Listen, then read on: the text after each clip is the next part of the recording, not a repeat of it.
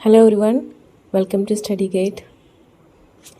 ഇന്നത്തെ വീഡിയോയിൽ നമ്മൾ ഡിസ്കസ് ചെയ്യാൻ പോകുന്നത് മഹാശ്വേത ദേവി എഴുതിയ ദി വൈ ഗേൾ എന്ന ചാപ്റ്ററിൻ്റെ സമ്മറിയാണ്. ആദ്യം നമുക്ക് മഹാശ്വേത ദേവിയെക്കുറിച്ച് നോക്കാം.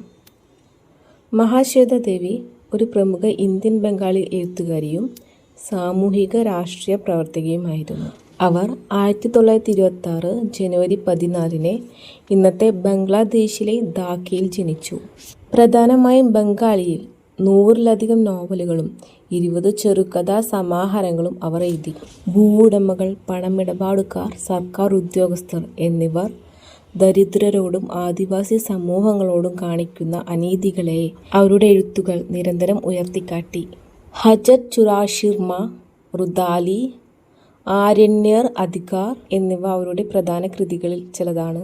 മഹാശ്വേത ദേവിക്ക് Sahitya Akademi award, Jnanpith award, Ramon Magsaysay award, Padma Shri, Padma Bhushan എന്നിവയുൾപ്പെടെ നിരവധി സാഹിത്യ സിവിലിയൻ അവാർഡുകൾ ലഭിച്ചിട്ടുണ്ട്. 2016 ജൂലൈ 28 90-ാം വയസ്സിലാണ് അവർ അന്തരിച്ചത്. മഹാശ്വേത ദേവിയുടെ ദി വൈ ഗേൾ എന്ന ഈ ഒരു സ്റ്റോറി ചോദ്യങ്ങളാൽ നിറഞ്ഞിരിക്കുന്ന 10 വയസ്സുള്ള മൊയ്ന എന്ന ആദിവാസി പെൺകുട്ടിയെക്കുറിച്ചുള്ള കഥയാണിത്. അവളുടെ നിരന്തരമായ എന്തുകൊണ്ട് എന്ന ചോദ്യങ്ങൾ കാരണം പോസ്റ്റ്മാൻ അവളെ ദി വൈ ഗേൾ എന്ന് വിളിപ്പേരുണ്ടാക്കുന്നു. മൊയ്നയുടെ ജിജ്ഞാസ ഒരു പോസിറ്റീവ് സ്വഭാവമാണെന്ന് ഈ കഥ കാണിച്ചു തരുന്നു.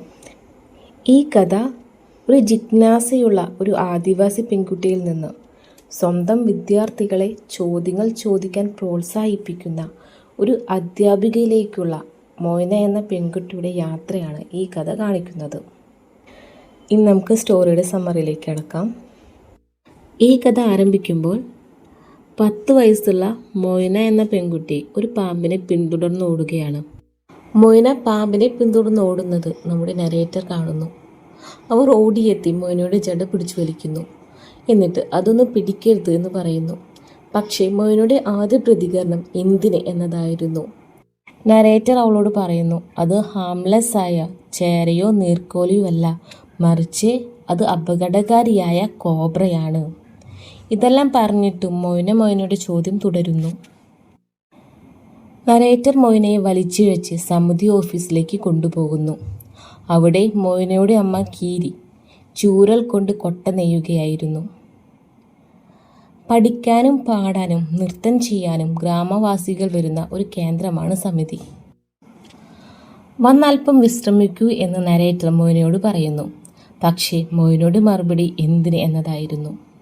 അവൾക്ക് ലാൻഡ് ലോർഡായ ബാബുവിൻ്റെ ആടുകളെ മേയ്ക്കണം, കത്തിക്കാൻ വിറക് ശേഖരിക്കണം, വെള്ളം കൊണ്ടുവരണം, വീട്ടുപണിയിൽ അമ്മയെ സഹായിക്കണം, കിളികൾക്കായുള്ള കെണി വെക്കണം തുടങ്ങിയ ഒട്ടേറെ ജോലികൾ ചെയ്യാനുണ്ട്.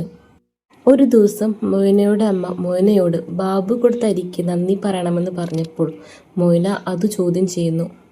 ഞാൻ ഇത്രയും ജോലി അയാൾക്ക് വേണ്ടി ചെയ്തപ്പോൾ എനിക്കൊരു നന്ദി അയാൾ പറയാറുണ്ടോ എന്ന്. ഈ ചോദ്യങ്ങൾ മൊയ്നയുടെ മനസ്സിലുള്ള അനീതിയുടെ ബോധത്തെ കാണിക്കുന്നു. മൊയ്നയുടെ ചോദ്യങ്ങൾ തുടർച്ചയായിരുന്നു. വെള്ളം കൊണ്ടുവരാൻ ഇത്രയും ദൂരം നടക്കേണ്ടേ? ഇലക്കുടലിൽ ജീവിക്കേണ്ടത് എന്തിന്? ഒരു ദിവസം 2 തവണ അരി കഴിക്കരുതോ? എന്നീ ചോദ്യങ്ങൾ അവൾ ചോദിക്കുന്നു. ഈ അനവധിയായ ചോദ്യങ്ങൾ കാരണം തന്നെ പോസ്റ്റ് മാസ്റ്റർ അവളെ വൈ ഗേൾ എന്ന് വിളിക്കുന്നു. ഒരു ദിവസം മൊയ്ന നരേറ്ററുടെ കൂടെ താമസിക്കാൻ സമിതി ഓഫീസിൽ വരുന്നു. സമിതി ടീച്ചർ മാലതി മൊയ്നയുടെ ചോദ്യം നിങ്ങളെ ക്ഷീണിപ്പിക്കുമെന്ന് മുന്നറിയിപ്പ് നൽകുന്നു. പക്ഷേ നരേറ്റർക്ക് മൊയ്നയോടൊപ്പം ചെലവഴിക്കുന്ന സമയം അത്ഭുതകരമായ അനുഭവമായി മാറുന്നു. അവർ മൊയ്നയെ പല കാര്യങ്ങളും പഠിപ്പിക്കുന്നു. ഒരു രാത്രി നരേറ്റർ ഉറങ്ങാൻ മുമ്പ് പുസ്തകം വായിക്കുന്നത് കണ്ട മൊയ്ന അവരോട് ചോദിക്കുന്നു, എന്തിനാണ് നിങ്ങൾ ഉറങ്ങാൻ മുമ്പ് പുസ്തകം വായിക്കുന്നതെന്ന്. നരേറ്റർ അവളോട് പറഞ്ഞു, നിന്റെയല്ല എന്തിന് എന്ന ചോദ്യങ്ങൾക്കുള്ള ഉത്തരം ഈ പുസ്തകങ്ങളിലുണ്ടെന്ന്. ഇത് കേട്ട് ആദ്യമായി മൊയ്ന നിശബ്ദയാകുന്നു. പിന്നാലെ അവൾ ഉറച്ചു പറയുന്നു, ഞാനും വായിക്കാൻ പഠിക്കും, എൻ്റെ എല്ലാ ചോദ്യങ്ങളുടെ ഉത്തരങ്ങൾ ഞാൻ തന്നെ കണ്ടെത്തുമെന്ന്. ആടുകളെ മേയ്ക്കുമ്പോൾ മൊയ്ന കൂട്ടുകാരോട് താൻ പഠിച്ച അറിവുകൾ പങ്കുവെക്കുന്നു. നക്ഷത്രങ്ങൾ സൂര്യനേക്കാൾ വലുതാണെന്നും അവ ദൂരെയായതുകൊണ്ടാണ് ചെറുതായി കാണുന്നതെന്നും അവൾ പറയുന്നു. മീനുകൾക്ക് മീനുകളുടെ മിണ്ടാതെയുള്ള ഭാഷയുണ്ടെന്നും ഭൂമിയുടെ ആകൃതി വട്ടമാണെന്നുമെല്ലാം അവൾ അവൾക്ക് പറഞ്ഞു കൊടുക്കുന്നു. അങ്ങനെ മോയന ഒരു ചെറിയ അധ്യാപികയായി വളരുന്നു. ഒരു വർഷത്തിന് ശേഷം നരേറ്റർ ഗ്രാമത്തിലേക്ക് മടങ്ങിയപ്പോൾ മോയനയുടെ വീട്ടിലെത്തുന്നു. അവിടെ മോയന അടുക്കളയിലിരുന്ന് തൻ്റെ സഹോദരനോടും സഹോദരിയോടും ഒരു അധ്യാപികയെ പോലെ സംസാരിക്കുന്നത് നരേറ്റർ കാണുന്നു. ഒരു മരം വെട്ടിയാൽ 2 എണ്ണം നട്ടോളണം, ഭക്ഷണം കഴിക്കുന്നതിന് മുമ്പ് കൈ കഴുകേണ്ടതെന്തിന് എന്നീ ചോദ്യങ്ങൾക്കുള്ള ഉത്തരം അവൾ തന്നെ പറയുന്നത് നരേറ്റർ കണ്ടു. സമിതി ക്ലാസ്സിൽ വരാത്തത് കൊണ്ടാണ് നിങ്ങളൊന്നും അറിയാത്തതെന്നും അവൾ അവരോട് പറയുന്നു. അവൾ പഠിച്ച കാര്യങ്ങൾ അവൾ എല്ലാവരും മനസ്സിലാകുന്ന ഭാഷയിൽ അവരെ പഠിപ്പിക്കുന്നു. ഗ്രാമത്തിൽ ഒരു പ്രാഥമിക വിദ്യാലയം ആരംഭിച്ചപ്പോൾ ആദ്യമായി ചേർക്കപ്പെട്ട കുട്ടി മോയനയായിരുന്നു. അവൾ പഠനത്തിൽ വളരെയധികം താല്പര്യം കാണിച്ചിരുന്നു. അവൾ ചോദ്യങ്ങൾ ചോദിക്കുകയും അവയ്ക്കുള്ള ഉത്തരങ്ങൾ സ്വയം കണ്ടെത്തുകയും ചെയ്തു. പഠനം അവളുടെ ജീവിതം തന്നെ മാറ്റിമറിക്കുന്നു. 18-ാം വയസ്സിൽ അവൾ സമിതിയിലെ അധ്യാപികയാകുന്നു. മടിക്കരുത്, ചോദിക്കൂ, എന്തിനെന്ന് ചോദിക്കൂ എന്ന അവളുടെ ആവേശകരമായ ശബ്ദം മറ്റു കുട്ടികളെ പഠനത്തിലേക്ക് പ്രേരിപ്പിക്കുന്നു. ഒരിക്കൽ ചോദ്യങ്ങളാൽ നിറഞ്ഞിരുന്ന മോയന ഇപ്പോൾ മറ്റുള്ളവരെ ചോദ്യങ്ങളിലേക്കും അറിവിലേക്കും നയിക്കുന്നു. അവസാനം നരേറ്റർ പറയുന്നു, താൻ മോയനയെക്കുറിച്ചാണ് എഴുതുന്നതെന്ന് മോയനയ്ക്കറിയില്ല എന്ന്. അങ്ങനെ അവൾക്കറിയാമായിരുന്നെങ്കിൽ അവൾ ചോദിച്ചേനെ, എന്നെക്കുറിച്ച് എഴുതുന്നത് എന്തിനെന്ന്. ഇത്രയും പറഞ്ഞുകൊണ്ട് ദി വൈ വൈ ഗേൾ എന്ന ഈ സ്റ്റോറി ഇവിടെ അവസാനിക്കുകയാണ്. ദി വൈ വൈ ഗേൾ എന്ന ഈ കഥയുടെ പ്രധാന പ്രമേയം എന്ന് പറയുന്നത് കൗതുകത്തിൻ്റെയും വിദ്യാഭ്യാസത്തിൻ്റെയും ശക്തിയാണ്. മോയന നിരന്തരം എന്തിന് എന്ന് ചോദിക്കുന്നത് അവളുടെ ചുറ്റുപാടുകളെ അറിയാനുള്ള ആഗ്രഹത്തെയാണ് കാണിക്കുന്നത്.